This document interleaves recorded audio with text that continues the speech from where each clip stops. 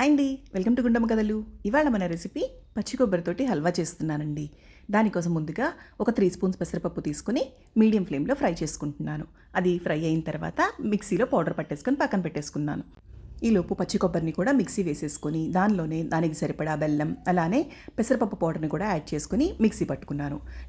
పొయ్యి మీద బాండి పెట్టేసుకొని నెయ్యి వేసేసుకొని దానిలో మనకు కావాల్సిన డ్రై ఫ్రూట్స్ అన్నీ ఫ్రై చేసేసుకొని పక్కన పెట్టుకొని మనం రెడీగా పెట్టుకున్న పేస్ట్ని కూడా వేసుకొని బాగా ఫ్రై చేసుకోవాలి. దానిలో 1 స్పూన్ బియ్య పిండిని కూడా యాడ్ చేసుకొని బాగా మిక్స్ చేసుకొని ఇది అంతా దగ్గర పడి ఫ్రై అయిన తర్వాత దానిలో ఇంకొక స్పూన్ నెయ్యి యాడ్ చేసి దానిలోనే ఒక 1/2 స్పూన్ ఇలాచీ పౌడర్ కూడా యాడ్ చేయడమే. అంతేనండి, మన కొబ్బరి హల్వా రెడీ అయిపోయినట్టే. పచ్చి కొబ్బరితోటి ఇలా హల్వా చేసుకొని తినండి, చాలా బాగుంటుంది. ఫినిషింగ్ టచ్గా నేను డ్రై ఫ్రూట్స్ని యాడ్ చేసేసాను. అంతేనండి, మన కొబ్బరి హల్వా రెడీ అయిపోయినట్టే. చాలా తక్కువ ఇంగ్రీడియంట్స్ తోటి ఈజీగా చేసుకునే స్వీట్ ఐటమ్ అండి. ఒకసారి ట్రై చేసి చూడండి. Thank you and enjoy the recipe.